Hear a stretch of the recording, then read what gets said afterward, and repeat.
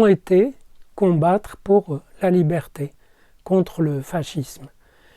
Et donc, je pense qu'il a dû, pas qu'il a dû vouloir revivre ça, que quelque chose en lui a demandé à ce que ce soit revécu, et sa tendance plus tard à se faire un peu persécuter, à se retrouver en position de victime, était sans doute une façon de revivre la posture de victime absolue où il se trouvait avec ses parents, et donc statut de victime dont il a pu échapper et plus tard faire des mathématiques, et d'une certaine façon le mot d'ordre de sa mère c'était survivre, c'est ce mot qui a été repris à la fin de sa carrière mathématique, à la période écologique, mais c'était sans doute le mot d'ordre qu'il a reçu au début de sa carrière mathématique, survivre par la création, par la production de quelque chose de fort, de puissant, d'original. Et c'est ce qu'il a fait, évidemment d'une façon d'ailleurs tellement originale et nouvelle que ça lui a valu forcément des doutes, des antipathies, des suspicions, mais aussi de l'admiration.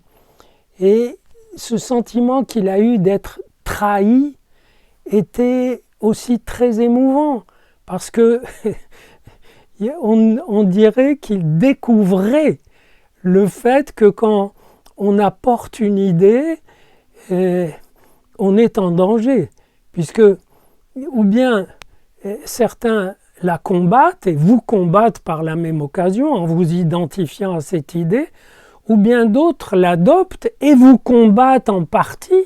C'est le meurtre du père, le père de cette idée, on l'adore, c'est magnifique, il apporte de quoi manger, mais il faut aussi s'en débarrasser. Donc on aurait dit qu'il découvrait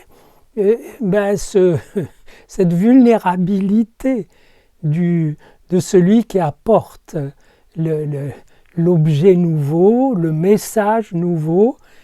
C'est qu'on le lui vole, mais c'est un vol qui fait partie du jeu, et en même temps, malgré l'honnêteté variable des prédateurs, bon an mal an, son apport est reconnu, et son apport est de plus en plus reconnu. Mais il n'a pas supporté il a été hypersensible à ce qu'il a ressenti comme de l'ingratitude. On l'a cité, mais pas assez. On a utilisé ces outils, mais sans toujours le nommer, etc. C'est une susceptibilité de persécuter qu'il a été, et qui n'a pas pu se constituer des défenses normales contre l'altérité agressive et aimante, contre l'ambivalence aimante et un peu agressive, même très agressive. Et c'est ainsi que il est parti, il s'est retiré sur une espèce d'énorme malentendu, puisque il s'arrangeait pour mettre la barre suffisamment poussée, haute ou loin, pour que les autres soient confrontés à quelque chose que lui-même n'arrivait pas à dire. Parce que je tiens à rappeler que pendant ces 2-3 ans où on s'est fréquenté, jamais il n'a parlé des camps. Jamais il n'a parlé du camp de concentration, ni de son père mort à Auschwitz. Pourtant, j'ai de la famille qui est morte à Auschwitz, et on aurait fraternisé là-dessus, mais il faut savoir que le silence sur la chose, sur la Shoah, était vraiment de mise. Et voilà, et et en repensant à ces choses-là, j'ai mieux compris sa folie, entre guillemets, qui est tellement émouvante et féconde, et en même temps qui interpelle les autres, qui les assigne à voir plus loin que ce qui est visible, à entendre plus loin. Et quand il disait vers ces années-là, 71, 72, alors est-ce qu'on va continuer à faire de la recherche mathématique? Bien sûr, ça sonnait un peu fou. Pourquoi on n'aurait pas continué à faire de la recherche mathématique?